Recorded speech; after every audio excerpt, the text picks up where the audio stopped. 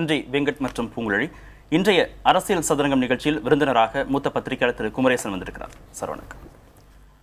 இரண்டு செய்திகளை பார்க்கலாம். ஒன்று, தமிழக காங்கிரஸ் தலைவர்கள் இந்த கட்சியோட துணைத் தலைவர் ராகுல் காந்தியை போய் சந்திச்சிருக்கிறது. அடுத்தது மக்கள் நல கூட்டணியுடைய செயல்பாடுகள். ஒவ்வொன்றா நம்ம பேசலாம். முதலாவதாக காங்கிரஸ் விவகாரம். சற்று முன்பு கிடைத்த செய்தியின் அடிப்படையில் விஜயதரணி மகளிர் காங்கிரஸ் தலைவி பொறுப்பிலிருந்து விடுவிக்கப்பட்டிருக்கிறார். உட்கட்சி விவகாரம் அப்படின்னா கூட ஒரு மூத்த பத்திரிகையாளராக உங்களுடைய பார்வை என்ன இந்த விவகாரத்தை?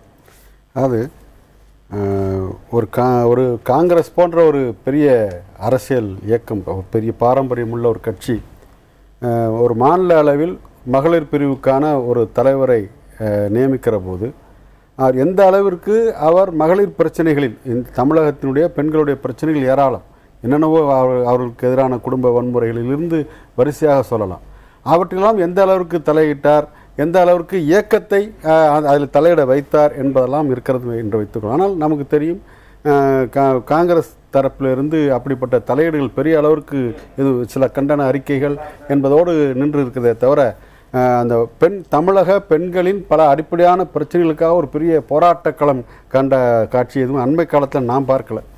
ஒரு பத்திரிகையாளராக அப்படிப்பட்ட செய்திகள் எதுவும் பார்க்கல. சில கண்டன அறிக்கைகள், சில ஆங்காங்கே சில அடையாளப்பூர்வமாக சில ஆர்ப்பாட்டங்கள் அதிகபட்சம் போனால் நடந்திருக்கிறது, அவ்வளவுதான். அந்த வகையில் நீங்களே ஏற்கனவே சொன்னது போல் அவர்கள் கட்சிக்குள்ளே எப்பொழுதுமே இந்த போராட்டம் நடந்து கொண்டே இருக்கிறது. இன்னும் சொல்லப்போனால் ஒருவரை மாநில தலைவர் நீக்குவார், என்னை நீக்குவதற்கான அதிகாரம் மாநில தலைவருக்கு இல்லை, அகில இந்திய தலைவர் தான் நீக்க முடியும் என்று இவர்கள் சொல்வார்கள்.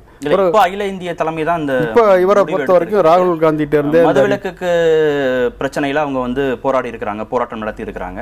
27 ஆண்டுகளாக அவங்க கட்சி பொறுப்பில் இருக்கிறாங்க. இப்ப நீங்க சொன்ன மாதிரி எல்லா பொறுப்புகளும் எல்லா கட்சிகள்லையும் அவர்களுடைய தகுதியின் அடிப்படையில தான் நிர்ணயம் செய்யப்படுது. என்ன பிரச்சனை என்றால் விதிவிலக்கா நம்ம சொல்லிட முடியும். அதான் உண்மைதான். இந்த நியமனம்ங்கிற ஏற்பாட்டில் தான் அந்த கட்சியினுடைய அந்த தோற்றம் எப்படி இருக்கிறதுன்னு நான் பார்க்குறேன். இப்போ இடதுசாரி கட்சிகள், கம்யூனிஸ்ட் கட்சிகளெல்லாம் மாநில பொறுப்புக்கு வரக்கூடிய தலைவர்கள் அடிமட்டத்திலிருந்து செயல்பட்டு வந்தவர்களாக பல்வேறு பிரச்சனைகளில் தங்களுடைய கருத்துக்களை, இயக்கத்தின் கருத்துக்களை வலுவாக வெளிப்படுத்தியவர்களாக, அந்த அடிப்படையில் உள்கட்சி ஜனநாயகம் என்கின்ற அந்த உட்கட்சி தேர்தல் அதை சந்திக்கிறவர்களாக, அதில் தேர்ந்தெடுக்கப்படுகிறவர்களாக வருகிறார்கள். அவர்களுக்கான குறிப்பிட்ட கால வரம்பு என்பது இருக்கிறது. அதில் அடுத்த தேர்தல் என்பது நடக்கும், மீண்டும் அவர் தேர்ந்தெடுக்கப்படலாம் அல்லது புதியவர் வரலாம் என்று. ஆனால் காங்கிரஸ் கட்சிக்குள் எல்லாமே will be decided by the high command என்று அவர்கள் ஒரு வார்த்தை வச்சுருக்காங்கல்ல, கட்சியின் மேல்மட்டம் தான் தீர்மானிக்கும், அவர்கள் தான் முடிவு செய்வார்கள் என்று. அந்த அடிப்படையில் இப்படிப்பட்ட பதவி பொறுப்புகளும் கூட விஜயதரணி அவர்களுடைய தனிப்பட்ட திறன், அவருடைய சட்டமன்றத்தில் அவர் வாதாடி இருப்பதெல்லாம் பார்த்துருக்கிறார், பல்வேறு பிரச்சனைகளை கொண்டு வந்திருக்கிறார் தான் மறுக்க முடியாது. ஆனாலும் அவர்கள் கட்சிக்குள் அதற்கெல்லாம் தாண்டி வேறு ஏதோ ஒரு தகுதி தேவைப்படுகிறது. அவருக்குள்ள உட்கட்சி சண்டை என்பது காலம்புறாவும் மாறாததாக, அணையாததாக இருந்து கொண்டிருக்கிறது. அதில் இப்படி உண்மையான திறமையாளர்கள் புறக்கணிக்கப்படுவது என்பது நடக்கிறது, அல்லது யாரையோ கொண்டு வந்து இவர் தான் இனிமேல் உங்களுக்கு தலைவர்கள் திணிக்கப்படுவதும் நடக்கிறது. ஒட்டுமொத்தத்தில் அது அவர்கள் மாநில அளவில் தன்னுடைய ஆதரவு தளத்தை இழந்து கொண்டே போகிறார்கள். நம்ம தொடர்ந்து பேசலாம். தற்போது மகளிர் காங்கிரஸ் தலைவி பொறுப்புக்கு புதிதாக நியமனம் செய்யப்பட்டிருக்கிற ஜான்சி ராணி இணைப்பில் வந்திருக்காங்க, அவங்களோட பேசலாம். மேடம் வணக்கம். வணக்கம் சார். முதலில் வாழ்த்துக்கள், புதிய பொறுப்புக்கு தலைமையேற்றிருக்கிறீங்க. என்ன மாதிரியான செயல்பாடுகளில் தலையிடுவதற்கான முகாந்திரம் உங்களிடம் இருக்கிறது? என்ன மாதிரியான திட்டங்கள் வச்சிருக்கிறீங்க? சார், இப்ப நிறைய திட்டங்கள் இருக்கு சார். முதல்ல நம்ம தலைவர்கள்ட்ட பேசிட்டு அதுக்கப்புறம் நான் என்னோட எல்லா திட்டங்களையும் நான் அறிவிக்கிறேன் சார். இப்ப மூத்த பத்திரிகையாளர் திரு குமரேசன் அரங்கத்தில் இருக்கிறாரு. நீங்க இதை எப்படி பாக்குறீங்க, விஜயதரணி நீக்கத்தை எப்படி பாக்குறீங்க அப்படின்னு அவர்கிட்ட கேட்கிற போது, இந்த மாதிரி மகளிர் பொறுப்புகளில் நியமிக்கப்படக்கூடியவர்கள் மகளிருடைய பிரச்சனைகளை பேசுகிறவர்களாக, புரிஞ்சுக்கிறவங்களாக, இல்ல அடிமட்டத்திலேருந்து வந்தவங்களாக இருக்கணும், இடதுசாரி கட்சிகள் எல்லாம் அது மாதிரியான ஒரு நியமனம் இருக்கிறது, மற்ற கட்சிகள்ல இல்ல அப்படின்னு குற்றம் சாட்டினாரு. அந்த அடிப்படையில தான் அந்த கேள்வியை நான் உங்ககிட்ட முன்வைக்கிறேன். இல்ல சார், இப்போதைக்கு நான் எதுவும் இதை பத்தி பேச விரும்பல சார். நான் கண்டிப்பா நான் மேலிடத்துல பேசிட்டு உங்களுக்கு இதுக்கான விளக்கத்தை கொடுக்குறேன் சார். நானு விஜயதரணி நீக்கத்தை நீங்க எப்படி பாக்குறீங்க? இல்ல சார், இது நீக்கமா நான் எடுக்கல. ஆக்சுவலா நான் கேள்விப்பட்டது அவங்க சட்டமன்ற தேர்தல் வர்றதுனால சில வேலைப்பாடுகள் இருக்கிறதுனால அவங்களே வேண்டான்னு சொன்ன மாதிரி தான் இதை நான் எனக்கு கேட்ட தகவல் அது. நீங்க இப்ப இணைப்பிலே இருங்க. திரு EVKS இளங்கோவனிடம் தொலைபேசி வாயிலாக சில விளக்கங்களை கேட்டோம், அதை பார்த்துட்டு மீண்டும் நாம் பேசலாம். Okay okay sir.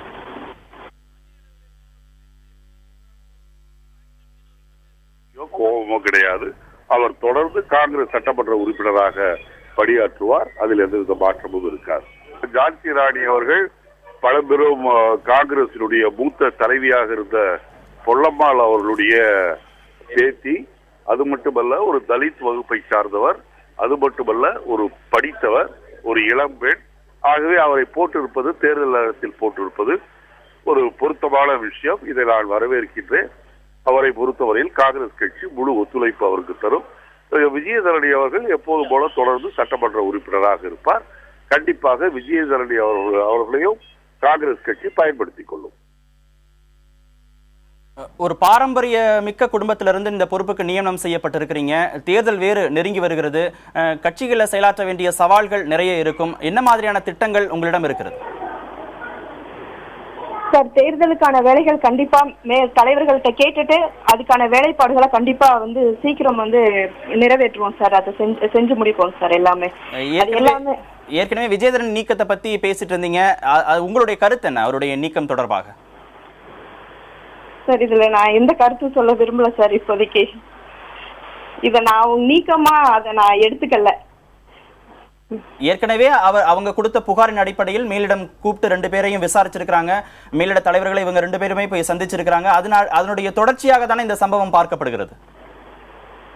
இல்ல சார், நீங்க எதுக்கு அப்படி எடுத்துக்கிறீங்க? அந்த மாதிரி இல்ல. அதாவது இப்போ தேர்தல் நெருங்கிட்டு இருக்கு. சோ அவங்களுக்கான அந்த வேலைப்பளு ஜாஸ்தி இருக்கிறதுனால அவங்களே வேண்டான்னு சொன்ன மாதிரி தான் இந்த தகவல் எனக்கு வந்தது. சோ அதன் அடிப்படையில தான் மாநில தலைவியை மாத்திருப்பாங்க அப்படின்ற மாதிரி நான் நினைக்கிறேன். நியமனம் செஞ்சு நீண்ட காலம் ஆயிடுச்சு அப்படின்னா பரவாயில்ல. தேர்தலுக்கு முன்பாக EVKS இளங்கோவனை மாற்றக்கூடாது அப்படின்னு ஒரு தேசிய தலைமை முடிவெடுக்கிற மாதிரி மகிழா காங்கிரஸ் தலைவரையும் மாற்றக்கூடாதுங்கிற மாதிரியான ஒரு முக்கியமான முடிவை தானே கட்சி எடுத்திருக்கோம். இது உட்கட்சி பிரச்சனை தானே, இதை பேசி தீர்த்திருக்கலாமே. நடவடிக்கை அப்படிங்கிறது அவசியம் நீங்க பாக்குறீங்களா? இல்ல சார், இது தலைவர்கள் என்ன முடிவு எடுக்கிறாங்களோ அதுக்கு கட்டுப்பட்டு நான் இருக்கிறேன் சார். இணைப்பில் உங்களுடைய கருத்துக்களை பதிவு செய்ததுக்கு மிக்க நன்றி. திரு குமரேசன், நம்ம தொடர்ந்து பேசலாம். ஒரு சிறிய இடைவெளிக்கு பிறகு தொடர்ந்து பேசலாம். திரு குமரேசன், தமிழக காங்கிரஸ் தலைவர்கள் ராகுல் காந்தியை போய் பேசியிருக்கிறாங்க, சந்திச்சு. திமுகவோடு கூட்டணி சேர்வதற்கான வாய்ப்புகள் இருப்பதாக செய்திகள் வந்திருக்கிறது. காங்கிரஸுக்கு வேற வழி இல்லை அப்படின்னு இதை பார்க்கலாமா? எப்படி இதை புரிந்து கொள்ளலாம்? நீங்கள் இந்த விவாதத்திற்கு தலைப்பே அரசியல் சதுரங்கம் என்று சொல்லியிருக்கிறீர்கள்.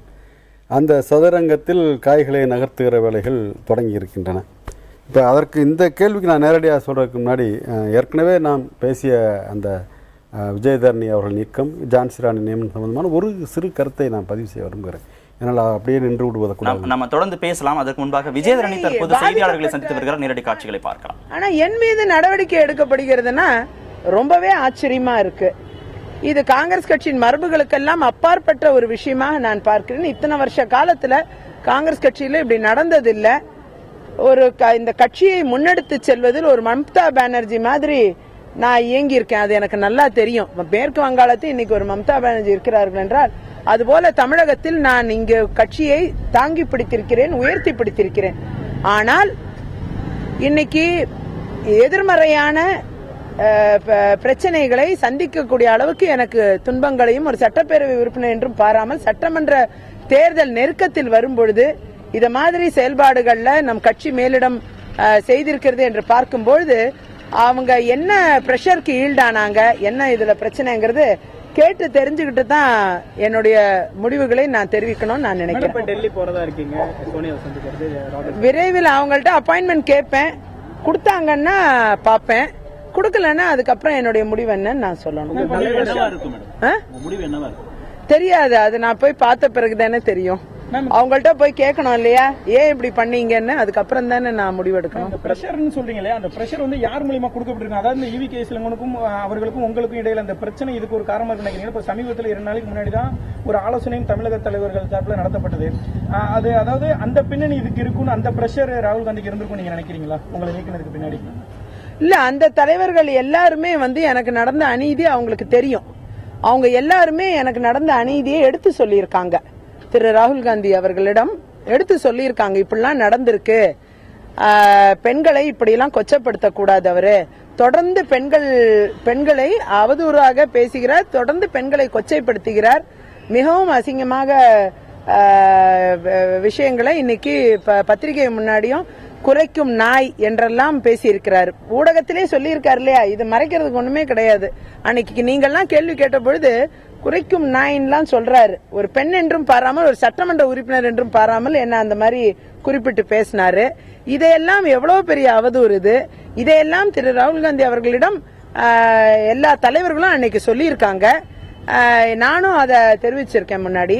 அந்த மாதிரி எல்லாம் தெரிந்த பிறகு இந்த முடிவை எடுத்திருக்கிறார் என்றால் அவங்க ஏன் எடுத்தாங்கன்னு எனக்கு தெரியல. இது பின்னணியில என்னன்னு தெரியல. மேற்கொண்டு ஏதாவது முடிவெடுக்கிறதுக்காக என் மீது இந்த மாதிரி எடுத்தாங்களா என்றெல்லாம் அவரிடமே கேட்டுக்கொண்டு அதன் பின்னர் தான் நான் சில நடவடிக்கை. தன்னை நீக்கியது நியாயமற்றது, அழுத்தம் காரணமாகவே இந்த முடிவு எடுக்கப்பட்டிருக்குது அப்படின்னு சொல்லியிருக்காங்க. சுருக்கமாக உங்களுடைய கருத்தை பதிவு செய்ய. அதான் இப்போ ஜான்சி ராணி அவர்கள் என்ன சொன்னார்கள் என்றால், ஏதோ அவர்களே தன் விருப்ப ஓய்வு லெட்டர் கொடுத்த மாதிரி சொன்னாங்க. தன்னை சட்டமன்ற பொறுப்பு தொடர்ந்து செய்ய விரும்புகிறேன், தேர்தல் வருது, அவளே கேட்டுக்கொண்டதாக தான் நினைக்கிறேன்னு ரொம்ப சொன்னாங்க.